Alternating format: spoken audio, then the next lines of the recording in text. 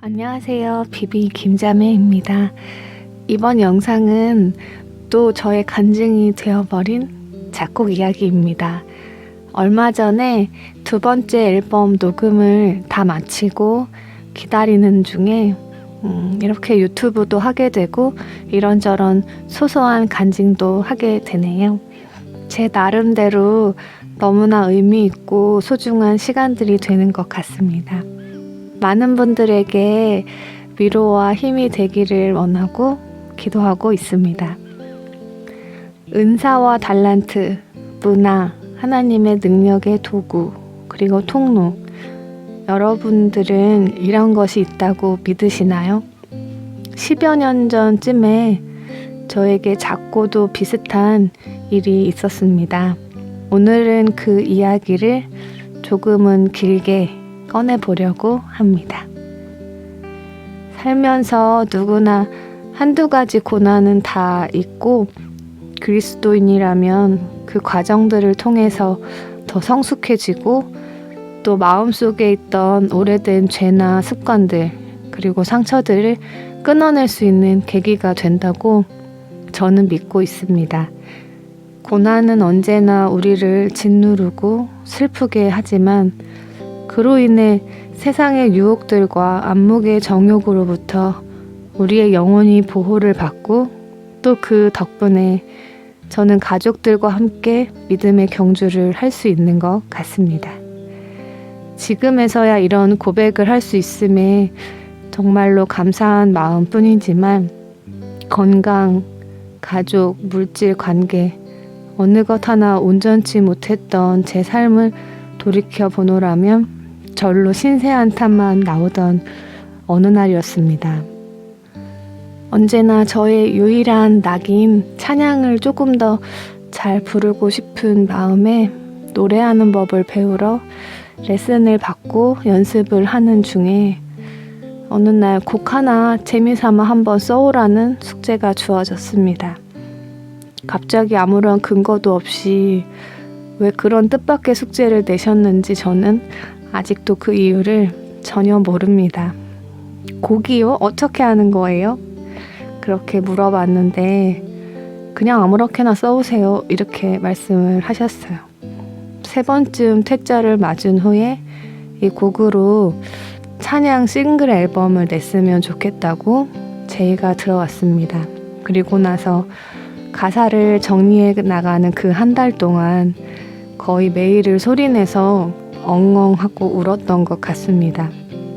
버스 안에서 장을 보면서 아기 기저귀를 갈면서도 지나간 삶을 돌아보면서 한 곡에 다 담아내려고 하니까 마음속에 미처 다 정리되지 못한 수많은 아픈 기억과 상처가 수면 위로 올라오면서 괴로운 시간들을 보냈습니다. 그러면서도 마음 한켠으로는 평안함이 계속 찾아왔습니다. 내 삶을 누군가의 말이나 설교가 아니라 내 스스로 글로 정리해 나가면서 그제서야 비로소 내게 주어진 고난들이 하나하나 이해가 되기 시작했고 그래서 그런 거구나. 이런 고귀한 진리들을 문자가 아닌 삶으로 알려주시려고 허락하신 과정이었구나. 솔직히 저의 첫 앨범은 고상하고 아름다운 곡이기를 바랬는데 내가 가진 아주 작은 능력과 주어진 환경 안에서는 일단 최선만 다해보자고 마음을 내려놓았고 내가 만난 하나님과 진리들을 진솔하게 써야겠다고 매순간 다짐을 하곤 했습니다. 아유, 우리 집사님 뭐가 이렇게 맨날 많아. 이래서 누가 예수 믿고 싶겠어.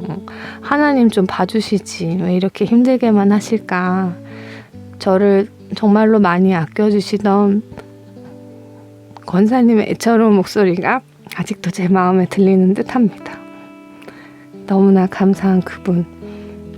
그런 분들의 사랑의 힘을 얻었고 이제는 신세 한탄으로만 내 삶을 이야기하는 것이 아니라 고난을 통해 알고 깨닫게 된 진리들을 하나님의 마음을 가지고 또 성경 속 선진들을 보면서 생각을 정리하다 보니까 하나하나 마음이 변화가 되었습니다.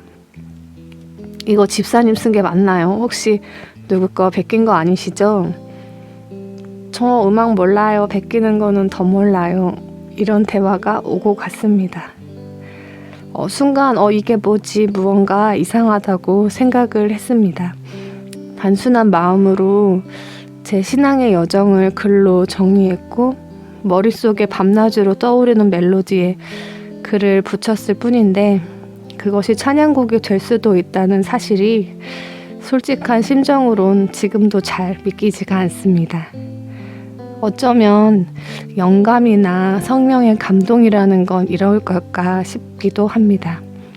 예정되지 않았는데 어느 날 저녁에 갑작스레 연락이 왔습니다. 내일 아침 10시 반에 녹음실로 오세요. 전화를 끊고 밤새 씨름을 했습니다. 자신 없고 초라한 옛 저의 자아가 꿈틀대기 시작했고 능력이 좀 더 있었다면, 물질이 좀 더 있었다면, 힘들다고 마음을 나눌 누군가가 내 주위에 하나도 없다는 처지가 너무 불쌍했고 한심해 보이기까지 했습니다. 그런데 그 마음은 이내 회개로 바뀌었습니다. 여전히 세상적인 방법과 능력을 바라보면서 그런 것들이 제게 없다는 것에 금세 실망해버리는 저의 탐심에 대해, 하나님의 일이라면서 그조차도 믿음이 없음에 대해, 그리고 그 다음날 너덜너덜해진 그 마음 그대로 녹음실로 들어갔습니다. 기도 한마디도 못한 채로. 그저 하나님 앞에 서 있는 한 영혼으로서, 어떤 명함도 능력도 없는 작고 나약한 존재로서 언제나처럼 의지할 곳이 오직 하나뿐인 채로 그렇게 녹음실로 들어갔습니다. 준비가 덜 된 탓인지 예상외로 눈물도 긴장도 없이 그렇게 녹음이 끝났고 꽤 오랜 시간이 지나 발매가 되었습니다. 대형 교회를 다녔었고 수많은 사람을 알았지만 아주 가까운 몇 분 이외에는 앨범을 알리지 않았습니다. 찬양 사역자라는 사명이 너무나 과분하다고 생각했고 그 당시에는 아기를 최선을 다해 양육해야만 했고 구원받지 않았던 가족들을 생각할 때에 그 일은 제게 우선순위가 결코 아닌 것만 같았습니다. 그래서 가족도 전도 못한 제가 사역이라니요. 저는 그냥 제 삶 속에서 하나님을 전할게요 라고 기도로 결단하고 모든 걸 뒤로한 채 잊고 지냈습니다.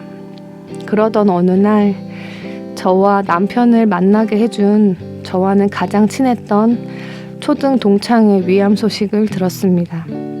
독실한 불교 집안 장손인 친구였는데 남편이 병원에 자주 찾아가서 복음을 전했었고 노래 한번 들어보라며 제 음원을 보내주었다고 합니다.